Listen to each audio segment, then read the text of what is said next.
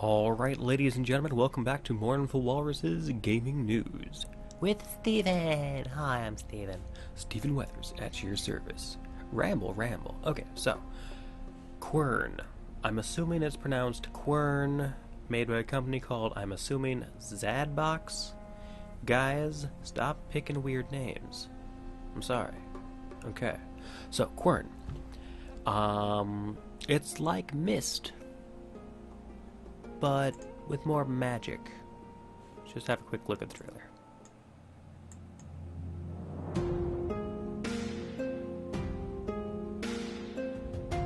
Welcome, stranger. I would like to express my gratitude to you for coming here. Oh, how polite. Even if it was not your decision. Less polite. Accept my apologies for trapping you in this world. Trapped?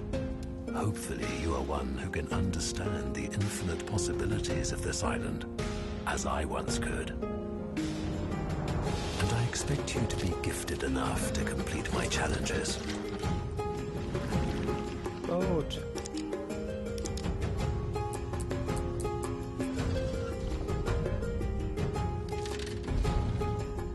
Otherwise, we are both doomed. So that's the quick look teaser trailer of Quern. If you've liked Myst, but wanted it to be more, well, you wanted it to be less point and click, I think this would be a good option for you. It's got 3 days left, and it's already $1,000 over the goal. I meant to make this video like a week and a half to 2 weeks ago, but I haven't really been home that much, and you know, school and stuff. So sorry. Yeah. What do we got? What is Quern? A first-person puzzle adventure with a captivating story and beautiful graphics. The game is currently in early development by Zadbox Entertainment. Quern refreshes the genre with flexible gameplay and reusable puzzle mechanics. Reusable? I mean, yay, I guess. The visuals and the music combine traditional and modern elements, providing a unique mood for the game. Ooh, ah, oh, ooh, anyhow. It's already been greenlit, so it'll end up on Steam one of these days. Quern is a little fragment of the world chain, but it is quite an important role. Civilizations rise and fall due to this world. So it seems like they designed the world before they designed like the concept of a player to play in the world. So it's got a really rich and thick backstory. That's always awesome. Looks like alchemy stuff. Crazy crystals with lasers and stuff. First person exploration, always fun. A lot of crystal stuff. Not sure what the crystals are about. Probably power crystals. It's open world, meaning the players can freely explore and wander around the island. Putting an object in a slot and walking away is simply not our style.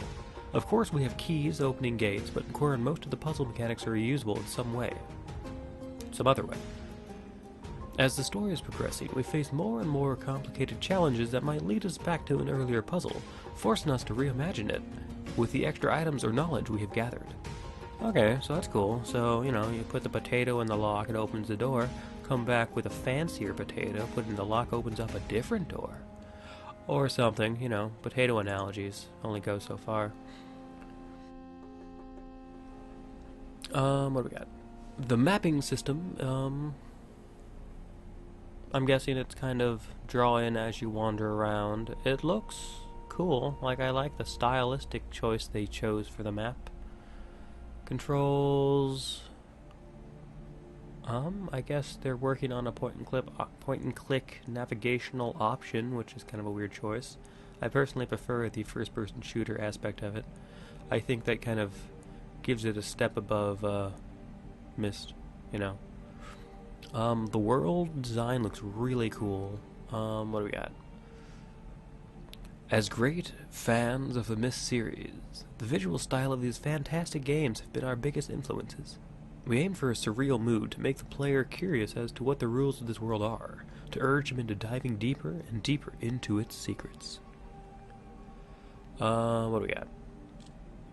To further the surrealism, we designed Quern to be a world full of contrast, yet still maintaining aspects of realism. We have a warm, sandy island in the middle of an endless ocean covered with pine trees, which are originally native to mountains. Ooh, unsettling difference. I mean, I get it. Kind of a weird choice. The sky is full of rain clouds, but it never rains, so the ground is dry and cracked. The buildings are clearly ancient with relatively modern mechanic additions. Which, that sounds like Myst, but I haven't played a lot of Myst. I don't know. Myst is the only thing I can think of off the top of my head. There was a couple other ones. I think one was called Lighthouse that I played a lot of. I should probably find that one. It was pretty fun. But Myst is the only one I can necessarily think of off the top of my head that has a parallel to this game, so I'm going to keep using that as a reference. Bye! As the puzzles get more challenging, completing them becomes even more visual and directly rewarding in addition to the progression made in the game. What do you mean? I don't get it.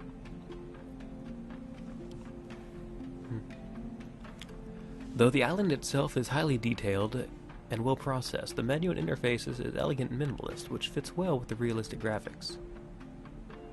Sure, I suppose so. Yeah, why not? Yep, looks cool. That's a door. Wait, no, it's not. It's a cabinet. That's a door. That's a cabinet. Unity 5. Oh, cool. So they initially worked with the free version of Unity 4, but recently transitioned into the brand new and more efficient Unity 5. Yeah. So, the graphics will be pretty swaggity, I'm guessing. See, this is what I mean by, like, the alchemy stuff. Like, if you're making fancy potions that turn crystals into lasers or something, it looks cool. I like that aspect. I like, one of my biggest, disappointments with Skyrim was that the, alchemy stuff wasn't more, you know, like there wasn't more to it. Also, they should have made cooking a skill. That's one of my biggest complaints right there. We are working on the English text and voiceovers for now, but plan to translate the game into 3 additional languages. German, Spanish, and Hungarian, possibly more, depending on how it goes. They're testing it out on the Oculus Rift, which is pretty cool. The game is currently works perfectly in 4:3, 16:9, 21:9 aspects, as we're working on interface optimizations for 4K to make it ready for future standards. That's cool. I like how they're thinking ahead. So, Oculus, Steam, Windows, Mac, Linux, and eventually, I think it's based off the stretch goals, Xbox and PS4. Who are we? We got Daniel, Gregory, Marcel, Abel. Nice looking guys, you know. Yeah, I like their hair. What is Zadbox? Good question. Okay, so, music. What do we have?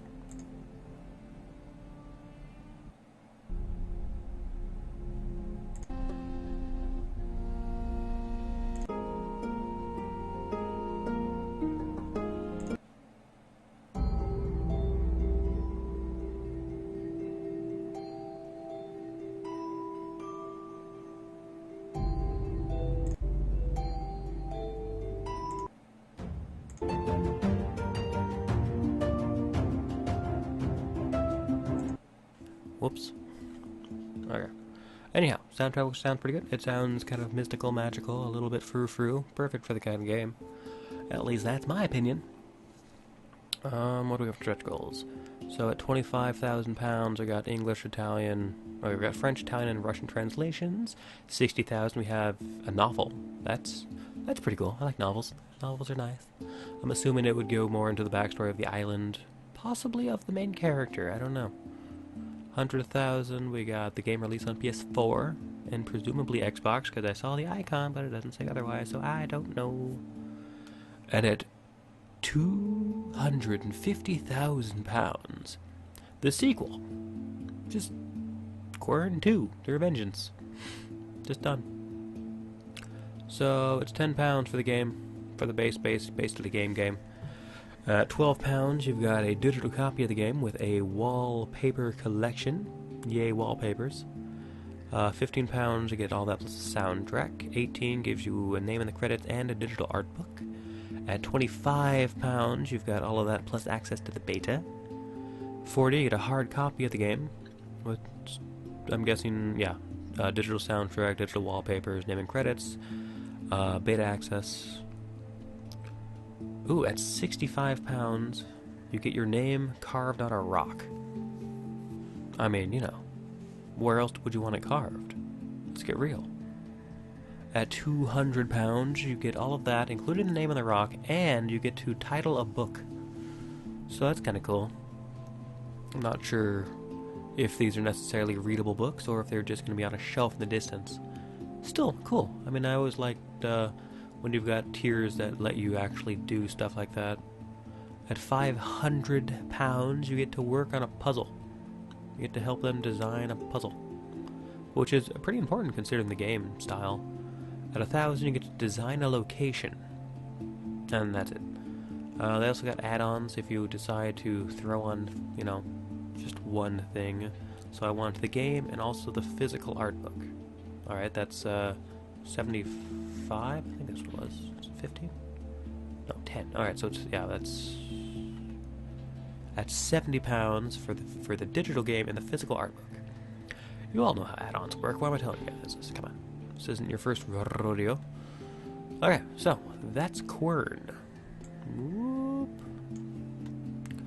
They're at 1,000 backers, $31,000 out of 30. So they're 1,000. Well, okay, so they're like $500 over. You got 3 days to go if you'd like to help them.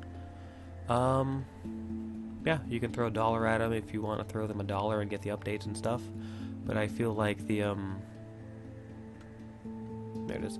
The £10 one is better because it's £10 or $15, and you get the game.